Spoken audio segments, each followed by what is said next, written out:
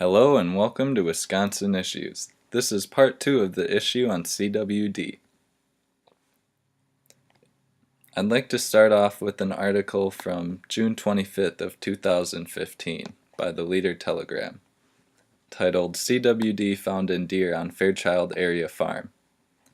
In this article we learn that a deer farm, Fairchild Whitetail, was quarantined after one of its deer was found to have CWD. The owner, Rick, I'm not sure if I'll say his last name correctly, Vojtik, said that he expected all of his deer would be killed. He says he wasn't sure how CWD got onto his farm, saying, "It's really a strange situation to me." He doesn't have an answer for where the disease came from, but thought maybe it's when he expanded his pens into a new area that CWD was in the soil. He also said, "They're throwing a lot of different theories at me." This was back in June, remember. I'll come back to this story. Next, I'd like to show you this article, Eau Claire County Deer Herd Destroyed Due to Chronic Wasting Disease. This is the update for the last article. This came out in November, so almost half a year later. According to this article, the entire herd of 228 whitetails owned by Richard Vojtik was put down. Preliminary testing from the first 2 days showed that 23 additional animals were found to be CWD positive. So, in June of 2015, one of his deer were found to have CWD, and in November it was found that 23, probably more than 23, because that was just the preliminary results, were also found to have CWD. Because the state had to kill his entire herd to test them, this article came to be. State pays farmer $298,000 for infected deer herd. This was published by the Journal Sentinel in January of this year. So Rick Vojtik received almost $300,000 for the 228 whitetail deer killed on his farm. He received $1,310 for each of the deer that they had to kill. Here we learn that 33 of the deer tested positive for CWD.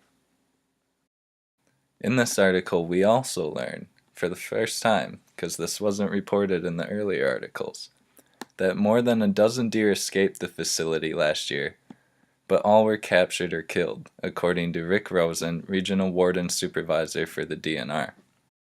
This is important for the story that's going to come out a month later, in February, titled, "Two Deer That Escaped from Farm Had Chronic Wasting Disease." Two white-tailed deer that escaped last year and spent months outside an Eau Claire County deer farm were found to have chronic wasting disease. The bucks each spent about 5 months roaming the rural area around Fairchild before being shot and tested. The two CWD positive deer escaped May 2nd from Fairchild Whitetails, a deer farm owned by Rick. And in this article, it acknowledges that the farm didn't garner headlines until June when a CWD positive doe was found on the property. So these deer escaped May 2nd.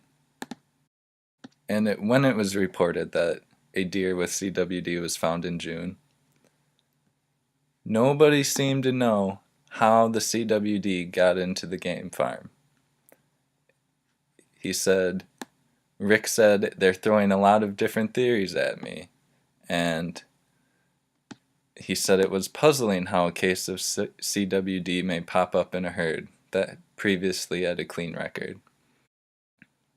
It seems strange to me that when asked about where the CWD came from, Rick had all sorts of theories, like maybe it was when he expanded the holding pens into a new area, but it never came up that he had a hole in his fence and that deer escaped. because at the same time, if deer are escaping, other deer could be coming into the farm. But anyway, back to this article. And not only did 2 CWD positive deer escape last May, in September, more animals escaped while the Department of Agriculture, Trade, and Consumer Protection was working on a plan to depopulate the facility. It's unfortunate that deer could escape twice in 1 year from a facility that has CWD in it. But what may be even more unfortunate is that no public official reported CWD positive deer from Vojtik's farm had been found outside the facility. So how exactly did these deer get out? Well,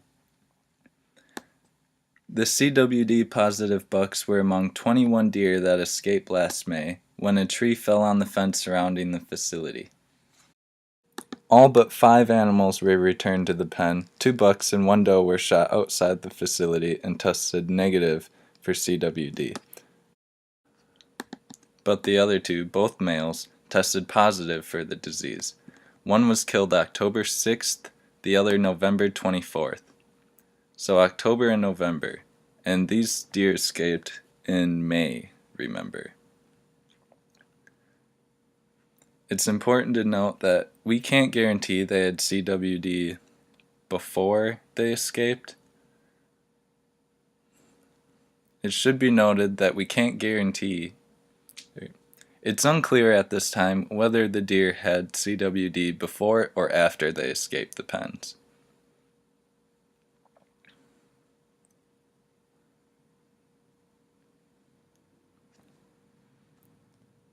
It's unclear at this time whether the deer escaped before or after they acquired. It's unclear at this time whether the deer escaped before or after they became infected with CWD. But when 33 of the deer inside the pens have CWD, it wouldn't be a long shot to say that perhaps those 2 bucks also got it within the facility.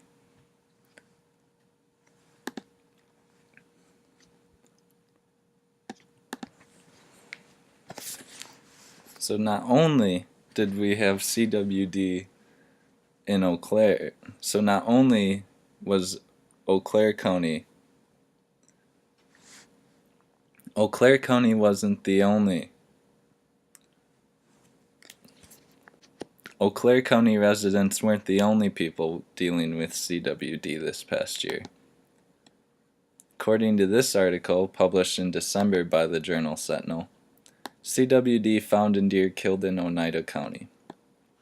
Oneida County is a Northwoods county in Wisconsin, meaning that this was the first instance of CWD found in the Northwoods. A captive white-tailed deer killed this fall at an Oneida County shooting preserve tested positive for chronic wasting disease. The 3-year-old buck was shot at Three Lakes Trophy Ranch in Three Lakes. It's the 13th facility in Wisconsin to have a CWD positive animal. And this story gives us an idea of where this CWD may be coming from. Since June 2014, 77 animals were transferred into the facility, including 53 from Canada and 24 from other Wisconsin farms.